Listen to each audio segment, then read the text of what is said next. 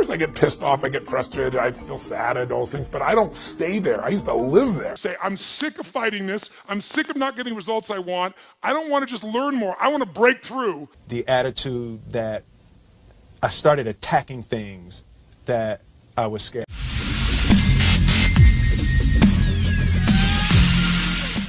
I have no fear of opponent in front of me. That I am very self-sufficient. That they do not bother me. And that should I fight, should I do anything, I have made up my mind, and that's it, baby. You better kill me before. Overwhelm, you got to first own the fact that you've identified that as the way that you live. You've actually, I always tell people, you get what you tolerate. And so you've gotten used to tolerating that, and you start thinking, this is me, when all it is a habit. It's a habit of the way of looking at life. It's a habit of how you use your body. It's a habit of language that you use. Because certain words, when you use them, you become that. I really believe what you've got to do is train yourself. Train yourself physically. It's like working out. You know, people say, don't you have bad days? Of course I get pissed off, I get frustrated, I feel sad, I do all those things, but I don't stay there. I used to live there. I used to be depressed all the time. I never get depressed now because, not because I'm so positive, it's not fake. It's like a muscle. You know, you can train yourself to get frustrated by doing it all the time. You can train yourself to be stressed out. You can train yourself to feel sad by doing it so often. We get wired. The more we do something, the more wired we get. You can train yourself to feel passionate. You can train yourself to feel strong. And I tell people, don't settle. Remember, you get what you tolerate. Put yourself in gear. Go for a workout. Start to train your body and your mind. And also find something you want to serve greater than yourself. Because if you're just doing this for you, you're going to probably have bad days. But if you're doing it for your family, if you're doing it for your community, if you're doing it for humanity, you really are, and it isn't bullshit, you're going to find a level of energy inside you. You're going to get insights you've never had. I really believe motive does matter. If your motive's just for yourself, you don't get much insight. Life supports you because you're part of life. But if you're trying to support more than yourself, when you get a vision, that's how businesses grow. That's how movements happen, right? Find something big in yourself to serve, and make sure that you don't tolerate weakness in yourself. That doesn't mean you're not to feel sad, but you're not just going to stay there because you made that decision. Life's too short to feel like crap. I've decided I want to live in a beautiful state for the rest of my life. That doesn't mean I won't feel bad. It means I won't stay there because I'm in control and I can change it. So can you. I'm motivated by fear. Fear. You know? Fear of what? Fear of fear. I hate being scared to do something. Yeah. I hate that feeling of the feeling that I had before I had a meeting with Quincy Jones, because it was really Quincy Jones and a guy named Benny Medina and Jeff Pollack came with the idea for the Fresh Prince of Bel-Air. And I hated being scared, you know, that I didn't want to even take the meeting. Yeah. There were opportunities during when I my first year as a rapper. Bill Cosby and the people on the Cosby Show had seen my music video and called me to be a character to come and try out for the Cosby Show. And just every time it was set up, for some reason I couldn't make it. The fear of fear. The fear. I just hated that, being scared to do something. And I think what developed in my early days was the attitude that I started attacking things that I was scared. Here's what it is briefly. Breakthrough. What is a breakthrough, by the way, so we're clear? If you say you're having a breakthrough, who's ever had a breakthrough? You fought, and then you had a breakthrough. Who's had this happen before? Say I. A breakthrough is when there's something you struggle with for a long time. You say you're going to change. You say you're going to make it happen. You're going to lose that weight. You're going to grow your revenues. You're going to make that profit. You're going to make something happen. You're going to find that relationship. You're going to stop smoking, and you get right near the edge, and then you pull back. Who's done this multiple times before, but then finally had a breakthrough? You broke through and actually changed it. Say I. So jot down what a breakthrough is, and let me give you the 3 steps of it. A breakthrough is a moment in time. That's what it is. It's a moment in time. It's a moment where suddenly what was impossible becomes possible. And what makes it possible is you take immediate, massive what? Immediate, massive what? Action. For that to happen, for the impossible to become possible, and for you to have action that's going to get results, really, I found over the years, any kind of breakthrough that you're going to have requires 3 things to it. And if you never see me again, and you're ever in a place where you say, I'm sick of fighting this, I'm sick of not getting results I want, I don't want to just learn more, I want to break through. If you remember this and go back to this simple formula, and by the way, I've made this simple purposely. You know why? Complexity is the enemy of execution. The more complex you make it, the less likely you're going to execute. I'm so good at getting people to do things because I make it so damn simple, you can't miss it. So let's do it. What's it going to take to have a breakthrough? Before I tell you, let's have you think of an area where you once fought and you finally had a breakthrough. For you personally, what's an area where you pushed and pushed and pushed, you couldn't do it, and you finally made yourself do it and broke through?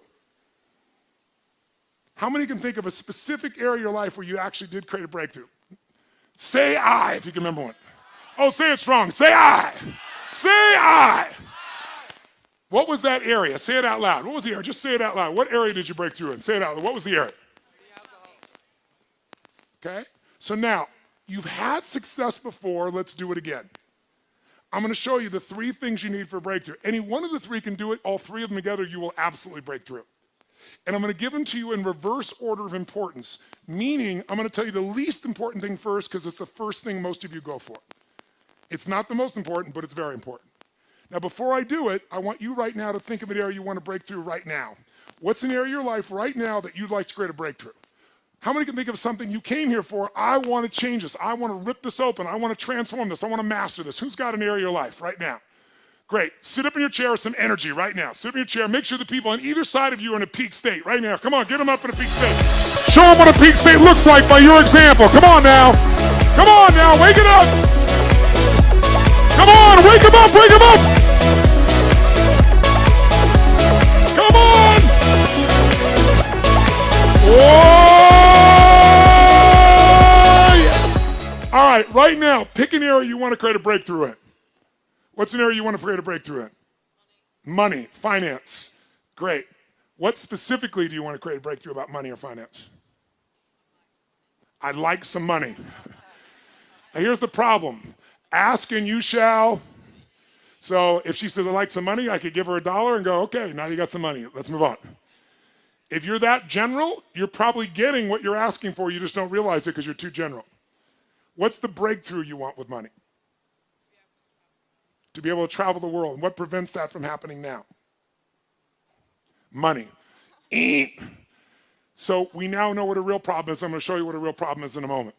Somebody else, what's the breakthrough you want? What's the breakthrough? Tell me. Raise your hand. What's the breakthrough? What's the breakthrough you want, sir? What is it? To be a leader for my family. What's preventing you from being a leader for your family? My mindset. What specific mindset? What focus? I'm just not focused enough. Now I want you to listen to people's answers because you're going to see why people aren't changing because it's so general. Someone else, be honest. What's the area you want to break through in? Yes, ma'am. What do you want to break through in?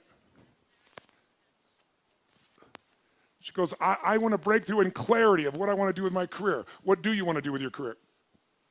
You don't know. I know you don't know, but if you did know and had to tell me right now, what would you say?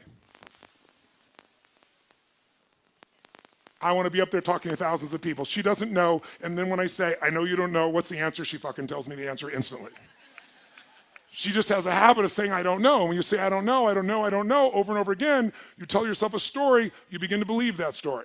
And once you believe it, it's manifest. How many of you have ever had, when you're a kid, you're eating dinner, your parent says to you, could you get me the salt? And you're enjoying your meal, you don't want to get up, so you don't lie, you say, I don't know where the salt is. It's not a lie, you don't know its exact position in this moment of time. And your parent says, you know where it's in the kitchen. You go, I don't know where the salt is, you go get me the, I don't know, you give me the salt right now. What do you say in your head? As you walk in the kitchen, I don't know where the salt is, I don't know where the salt is, I don't know where the salt is. You open the cabinet, really do look. It's not here, it's on the second shelf, they tell you. You think, I don't know where the salt is, I don't know where the salt is, you look and say, it's not here. They come storming the kitchen, they reach right in front of your face, and they go, what is this? Who's ever had one of these experiences? Say, I. Now here's my question. Did your eyes see the salt, yes or no? Yes, your eyes saw the salt, but your mind did not allow you to perceive the salt because you told yourself a story over and over again, a belief over and over again, and it didn't want to make you a liar with yourself, so you created what's called a scotoma, or a blind spot. Now, if you listen to all the people here, they're all searching, so let me give you the answer. 3 keys to a breakthrough. Think of the area you want to have a breakthrough in right now. Your body, your money, your relationships, your career, your business, your joy, your happiness, and let's look at what your choices are. First element, there are 3 S's for a breakthrough. First element most people are looking for is they're looking for the right strategy. They're saying, if I could find the right strategy, I could get this result right now. And by the way, my life, I am a life and business strategist. All I do virtually is seek out the world for fine strategies. I find people have been together for 60 years and they don't just love each other, they're intimate, they're passionate, they make love.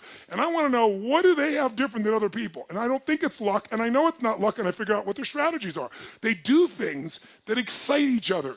And I find out what those things are, and you can put them in anybody's relationship and it's reignited. I find people, I just got done doing a 4-year project where I interviewed 50 of the most wealthy human beings on earth, the greatest investors in history. And these are all people that started with nothing and became multi-billionaires. And I interviewed them, put it inside the book, the very best of what I've learned. I got a PhD from the people that control the world economy, from the Warren Buffetts of the world, from the Ray Dalias of the world. And once I knew what their strategies are, like right now, one of the strategies I put in my book, it's called Money Master the Game. And I believe it's in Australia now. I think it's coming. Is it here yet? A few of you have seen here? In this book, I got one of them to actually give me his strategy, and this man named Ray Dalio. He's the largest hedge fund in the world. This is a guy that rich people, they have money to give to a hedge fund guy. The big hedge funds are 15 billion. Ray is 160 billion. He's 10 times larger than anyone on earth. You have to have $1 billion net worth and give him $100 million 10 years ago to even begin investing with him. Now he doesn't care how much money you have, he won't take your money. And I got him to give me the strategy that he has all of his personal money and he's never told it to anyone on earth, and I put it in the book because I convinced him you're not taking anybody's money anyway, so you're not getting, all the money you could ever take, you're taking, you're giving up half your net worth. I'm going to give this to the average person. Anybody that followed the strategy last year beat the stock market. The stock market in the US was 13.2, it did 15.6. In October last year, his strategy, not mine, I just got it from him. The stock market, the Dow dropped 1,000 points in 1 month. It dropped 6%. This went up 0.2%. First 7 days of this year, the market was down 3%. This is up 1%. Right now, it's up 3.5%. The market's up, 2.25%. And in the last 75 years, it's made money 85% of the time. Well, imagine. And when it lost, it only lost 1.6%. And when it wins an average of 10%. If you could go to Vegas and win 85% of the time at 10% and lose 15% of the time, how often would you fucking play? And it's in the book. That strategy you do once a year, you rebalance it, and you're done. That's how powerful it is, and it's only not worked twice, 2008 and in 1932, and in both cases, it did twice as good as everything else, but it did lose money. Now, that's the power of a fucking strategy. But getting it from the best on earth, that's what I do. Now to do that, I spent time, energy, money, effort. It didn't interrupt me. I had to pursue it. I had to expect no answers, but I want the answer, and I got it. So I know the power of strategies if anybody else does. But I want to tell you, most of you want to lose weight, you're looking for the strategy. You want a relationship, you're looking for the strategy. You look at business, you want your strategy. All good things. The right strategy, save you years, save you decades. Convert results in minutes that you would have struggled for forever. So I know the value of strategies. But with all that I just said about strategies, they're not the most important piece to a breakthrough. Because think about it, 70% of the United States is overweight. I don't know the current number in Australia, but it's starting to catch up to the US. Most of the world is catching up to the US. We've polluted everybody else with the same lifestyle. And so guess what? Is it really that hard to be fit and strong? Is it so complex that you'll never understand it? Is that why? Is the strategy complex for fit and strength, to be fit and strong, yes or no? Is it like so unique and special that only the 1% can afford it? No. In fact, don't you have to work your ass off to avoid the information that can make you fit and strong? In fact, today, God forbid, if you wanted to go work out and be trained, how far would I have to leave this building to get to a place where they would train me? How far? There's one right over there, isn't there? And we'd probably drive there. God forbid we'd actually walk to the place we're going to work out and shit, right? And oh, by the way, you don't have to do that. Now you can take out your phone or your iPad right now and download 10 books. We're living in a world where the strategies are all around you. So strategy may be your problem, Often it is, but more often you're missing the number 2 thing you need, and that is the right story. Because the story you have about your life, about your business, about the area of your life that's not where you want, the area you're breaking through, your story is what's making you be stuck. What's a story? It's a belief that you tell yourself over and over again, like, I don't know what the salt is, I don't know what the salt is. And you tell the story so often you believe it. A man once said, you tell a lie big enough, loud enough, and long enough, sooner or later people will believe you. Who said that? Hitler. And most of us are Hitler in our own minds. We convince ourselves of challenges. So when a person says, well, you know, I've tried, someone who hasn't lost weight, they'll say, I've tried. Come on, what do they say? I tried everything. Bullshit. If you tried everything, you'd be fit and strong. Well, I've tried thousands of ways. Thousands? Name them. Well, I've tried hundreds, name them. Well, I've tried dozens, name them. Well, I did do these 2 stupid things that don't work over and over again. Mine was, I'm big boned. I am big boned, but I was 38 pounds heavier with the same bones. So we often say things that are true to back things up. They are true, you're big boned, but that is not why you're fat, right? So the story keeps us from it. If you don't have the relationship you want, what's the story? All the good ones are gone, and they're gay and I'm not. Or they're not gay and I am. There's a story. The story is there. In fact, write this down. The only thing keeping you from getting what you want, the only thing keeping you from getting what you want is the story you keep telling yourself about why you don't have it. The only thing keeping you from getting what you really want is the story you keep telling yourself about why you don't have it yet. Here's what I say. Divorce your story and marry the truth. Divorce your story and marry the truth. And don't make it one of those divorces where you revisit with your old past belief system again. Divorce it, cut it off, and marry the truth. The truth will set you what? But you got to develop the empowering story, because without that, now some of you think an empowering story is the one that allows you to keep going at what doesn't work. I'm not talking about a story where you cover your ass and explain that you're still going to achieve what you want someday in the future, because no one can argue with that because the future's not here, but really you're not doing anything to change significant. Who knows what I'm talking about here? Say I. So you've got to find a story that's going to empower you to act, a story that's going to get you to find the breakthrough, because otherwise, with a lousy story, you'll never find the strategy, or you'll come up with a reason why it's too expensive, you can't get there, you can't access it, or you'll even get the strategy and then half-assed apply it just so you can reward your story that says it doesn't work because I tried it. Like, it's all bullshit, it's bullshit, it's bullshit, it's bullshit. Jumping and doing something different in your head. Of course it's not going to work, you're not doing it. It's self-fulfilling. How many follow this? Say I. So I want you to get, this is the secret. And by the way, I don't want to make it so strategy doesn't matter, because it does. Let me give you a quick example. Is there a single guy here? Raise your hand if you're a single guy. Let me just see a quick example. Single guys here. And if you're a single guy, raise your hand. I've got so many good examples here. All right, single guys, single guys. Okay, so how about this gentleman right here? Stand up, sir. Give him a hand. Give him a hand, ladies and gentlemen. Come on, give it up in an Aussie hand. All right. What's your name? What is it? Jesse. Jesse, I'm going to get your microphone. Jesse, I bet you're going to get this, because Jesse's a good kid. You can feel him. So I think you're going to get the answer. So it'd probably be anticlimactic, but let me just ask you. Jesse, I want you to imagine that you're driving in your car with a girl you're dating. Yeah. And as you're driving, she says to you, Jesse, do you need to stop to pee? And you know you don't. What do you say? Well, I don't need to pee. I don't need to pee. What a weird thing to ask. I don't need to pee. Now, ladies, how do you feel when you ask the guy, do you need to pee? Do you need to stop to get a drink? And he just goes, no. Ladies, make a sound of how that makes you feel. Make a sound. Go. Oh, come on. Make it loud so he hears it. Go. One more time. Do I need to ask if she needs to pee? So. It's a quick study. Here's what you're missing. This is why you're single. When a woman asks, do you need to stop for a drink, you need to pee, women don't really mean what they say. They give you clues and want you to be a detective and uncover what they mean, because this proves that you really care. It's quite complex, this shit, but I'm going to educate you right now. So when she says, do you need to stop to pee, Your response should never be no, because you don't have to pee, or yes, because you have to pee. Your response should always be, honey, do you need to pee? And then she'll say, I don't know, because women need to talk to see if they have to pee. They have to speak and then see if they have to do it. And then she'll probably pause and you go, you know, honey, I think we should stop. Don't make her say yes, you just make it happen. Now, ladies, if you did that, give him a little response. So is this man is this a good young man? Is he yes or no? Is he nice? Is he sweet? Is he kind? He just doesn't fucking know that women don't mean what they say. So he doesn't have the right strategy, so she's gonna be pissed at him. How many guys have ever had a woman suddenly be pissed at you and you're going, I did nothing? Gentlemen, make some noise. Make some noise if it's true.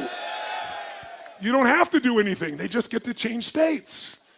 So what you have to do is read the tea leaves. Now, to be fair, let's give Jesse a big hand. Give him a big hand for that.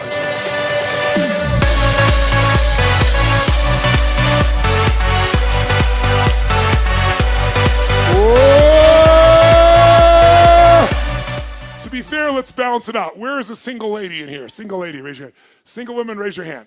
Oh, come on, there's more single ladies. Single ladies, single ladies, single ladies, single ladies, so many. Single ladies. Okay. So many great choices. So many choices. Okay. All right, give her a hand. What's your name? Where are you from? My name's Liz. I'm from Sydney. It's Liz from Sydney, ladies and gentlemen. No, you didn't hear me. I said it's Liz from Sydney. Let me hear you. Okay, Liz, I'm going to give you a little test. You find a man very attractive. You're very interested in him. You develop the courage to go up to him, start a conversation, and then you say to him, hey, listen, would you like to have lunch maybe next Thursday? And he says, no. Right. What does it mean? Probably. Honestly, what does it mean? What does your gut say it means? First, he says no. He's not interested. He what? He's not interested. He doesn't want to have lunch with me. He's not interested. Now, he said no, and then she made up a whole fucking story in her head. This is what women do. What else do you tell you? He's not interested? What else do you think? He's probably got a girlfriend. Got a girlfriend. Fucking gay. He's gay. Yeah, right? Gay, girlfriend. What else? He's stupid. He's stupid. Okay, now I want you to notice why she's single. Because all he said was no. So I'm going to help you. In the women's world, they say shit and you have to make it up what it means. In a man's world, we actually say what we fucking mean. It's fucking crazy. If a guy, guys, are you with me? If a guy says to me, do you have lunch on Thursday? And I say, no, guys, what does it fucking mean? What does it mean? Just means no. It doesn't mean I'm not into you. Doesn't mean I'm having sex with someone else. Doesn't mean I'm gay. It just means no to fucking Thursday. How about Friday? Give her a hand, ladies and gentlemen. What doesn't kill you makes you stronger. Give her a hand. Stand a little taller. Doesn't mean I'm lonely when I'm alone. What doesn't kill you makes you fighter. What does keep it lighter? Doesn't mean I'm over.